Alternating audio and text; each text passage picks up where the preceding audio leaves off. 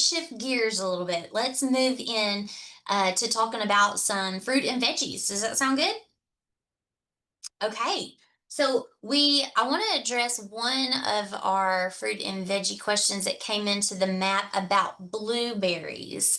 So their blueberry is bush is starting to make fruit, but they're feeling like it's getting too tall, and it's also like growing quite a bit of new stem. And they're wondering, should they be pruning that now? Should be like heading that off? What are our tips and suggestions for pruning blueberries? Is that something to do now or wait on that? And I'll pull up the picture. So y'all want to run with Well, that? I'll jump in first, and then I'm sure Greg's gonna jump in as well. So, as a general statement, we primarily do dormant pruning on our blueberries. So, you may read a little bit of interesting information about in-season pruning. Some of our further south commercial growers actually do some in-season pruning, but for the most part, where we live and the plants that we deal with, it's going to be kind of that February March type of pruning.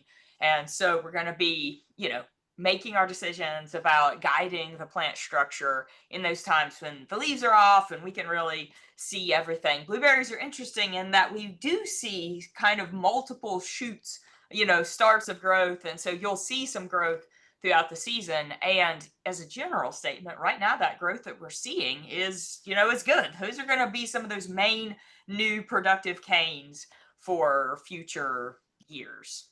Yeah, and Natalie hit that perfectly. And I do want to bring up the point of depending if it's a rabbit eye or a high bush, a lot of that cane renewal can look a little bit differently. So hearing that there's very upright shoots and they're kind of getting pretty tall, our taller blueberries are actually going to be the rabbit eye. So you're starting to get 6 feet and taller there. It's always best if you can think about maybe removing each year 1 to 3 of the older canes. And so we call this cane renewal. So, over if you're only having 6 or 7 canes each year, I mean, you're going to have a completely different looking blueberry plant after a few 4 or 5 year periods of doing that cane renewal. But for high bush, we just want to remove any of that excessive, twiggy, low bottom growth because you're not going to get any fruit production off that. So, making sure we have that very nice vase-like bush habitat or habit growth of that cane renewal process there for the high bush. Greg, you have anything else you want to add there to blueberries? No, I think you hit right on the head. Rabbit eyes are just going to be bigger and they are harder to manage. And I was discussing this with my mom on Monday, I believe, where she's fussing about her rabbit eyes just too big, too tall for her to pick. Uh, the uh, the rabbit eyes. So the high bush is one if you're in a warmer climate or lower elevation where you can grow a high bush. Now they're going to be more picky, a little more finicky. You got to be a little more exacting about your soil pH and management. But one thing about the high bush is that they fruit earlier, and even in commercial operations, you'll see a lot of shearing or pruning at the end of the season to control vegetation. We can keep them a lot smaller. We can keep them a lot more compact. They don't just grow so robust like a rabbit eye is, but there's a trade-off there. They're smaller, easier to manage from that standpoint, but they are more picky about their soil fertility. Winter can be a little bit more temperamental. So there's a give and take with each of those. Awesome.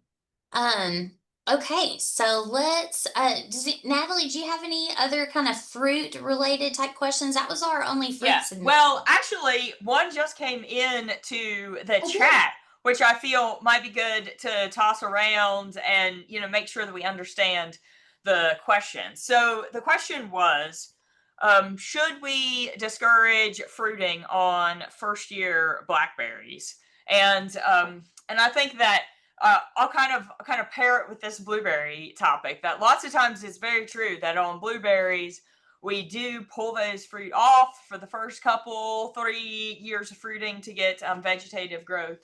And for blackberries, we're dealing with kind of inherently more vigorous plant. So it may not be quite as big a deal, but if we're talking about like small plants and you're only going to get, a couple of fruit, you want to think about, well, right now, those new primocanes that I'm seeing, right, this new growth, that's going to be my productivity for next year. And that's going to be your real main fruiting productivity potential, right? So I would think about how productive do those primocanes seem, and that's going to help me make judgments about any fruit or what I'm leaving on those floricanes, which were actually probably the small canes that were on the plant when you planted it last year. So I hope that made sense. I feel like with blackberries, it's slightly less formulaic and a little bit more related to the vigor that we're seeing. So Greg, Seth, anybody you want to toss into that? I would tell you too that, with a blackberry, you're looking probably about 10 years of life, that it's really going to be a harvestable. So where compared to a blueberry, you're looking at 25, 35 years. And they could extend longer than that, but a general lifespan would be 25, 35 years for a blueberry. Blackberries, you're probably looking closer to 10 years of life. So the blueberries, we really shuck those up because we're expecting that long term and we're trying to put all the energy in that plant. The blackberry, more often than not, you're trying to get off of them what you can get off of them in that time frame. And I'd echo what Dr. Baumgartner said is, if you've got maybe a weak plant, you might do that. But otherwise, I'm probably, going to let them roll on. So leave those flowers on, sounds like. Yeah. So. And if you're seeing not very vigorous growth on blackberries, I would start to walk through what might be, going on in other ways, because, and I feel like we've all said this in different ways, most of the time our problem is containing growth in blackberries, not pushing growth. So yeah. That's exactly right. I would be worried about my environment, fertility, and stuff like that if it doesn't look vigor enough that I'm having to prune it back or save fruiting on it. So yeah, those blackberries can get out of hand real quick. So yeah, to answer that question, let them fruit as best you can. And I'm telling you, management and getting that right growth is very important. And knowing if your blackberry that you planted is a primocane fruiting or a typical standard blackberry floricane fruiting. So know which type of blackberries y'all put in the ground for sure. And then of course, this is domesticated blackberries we're talking about, not the wild ones. So Celeste, we did have another fruit question come in. If you can find the picture of it, it was in Greene County. Okay. There was a defoliated fig tree that this gentleman submitted. If you can't find it, I just wanted to stress the importance of not all defoliation on plants can always mean, a pest. Because, some of our zebra swallowtails, that's the primary host, are fig trees. And they will defoliate. Pawpaw tree. Oh my God, I meant to say pawpaw. I knew that you were thinking pawpaw. Yeah, I found the picture here. I'm going to pull it up. I'm glad you thought of that. And it was pawpaw tree, not a fig tree. So yes, thank you. So on that pawpaw tree, we had some defoliation, and of course we got the zebra swallowtail. This is not typical damage that we would see from the zebra swallowtail, actually. This is actually most likely a potentially snails or slugs that would cause this damage. So even if we don't find the culprit of that slug and whatnot, it is very important before we put any product in this area, and we don't want to damage or hurt any of our beneficial insects. 1.2 is if you see a perfect semicircle of defoliation on the edge of a leaf as well, that could be a leaf cutter bee, where they take that perfect semicircle, take it to their galleries, their nesting sites, maybe in a stem or ground nesting for their young. So very beneficial insects that can defoliate these pawpaws as well. But what I'm seeing here is most likely slug damage potentially. And there are products like Slug X and Sluggo, and so there's other kind of products there to utilize too. So. Can I also point out something? We've had quite a stormy year this year, and I am seeing a lot of hail damage. Yeah. Wow. That's exactly what I was going to say. That ragged looks like it's all in the same time frame. I want to pull it back up again here just so we can look at that with thinking of hail in our minds. Yeah, that's an excellent point. That was an excellent point. And one other that I might add, in addition to hail, we don't realize this, but a lot of times following these high wind storms, smaller twigs on large mature trees will be bent to the point that they're damaged. And then they may fall from that tree a few days later. I've gotten quite a few calls this year on white oaks, which could be cicadas, it could be a twig girdler, or it could be the excessive winds that we had that have simply damaged some of those little stems, and then they fall off a few days later, you know. So Yeah. that's a great call out there. Very good, Kelly.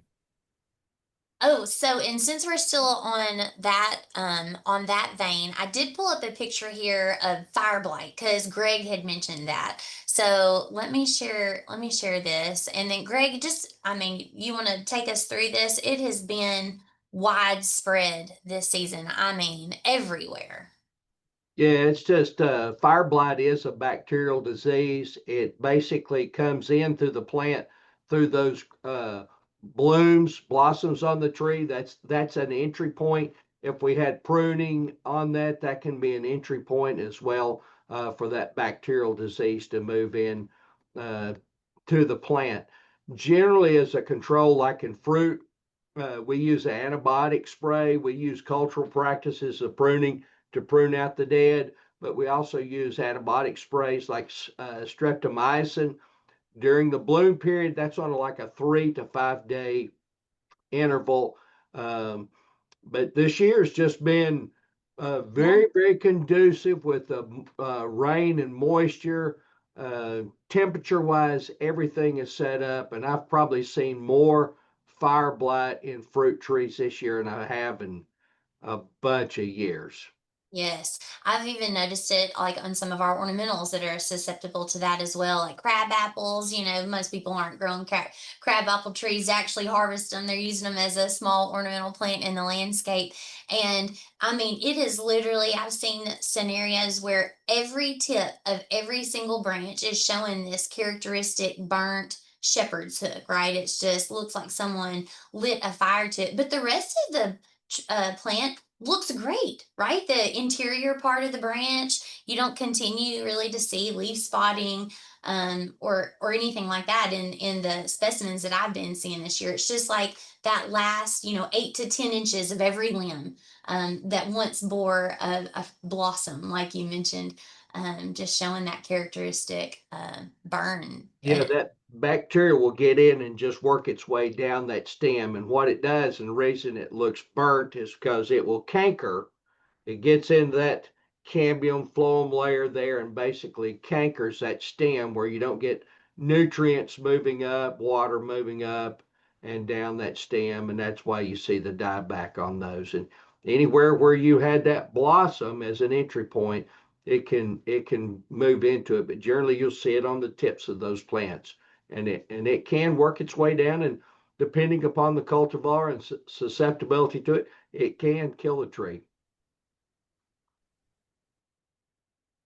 Right.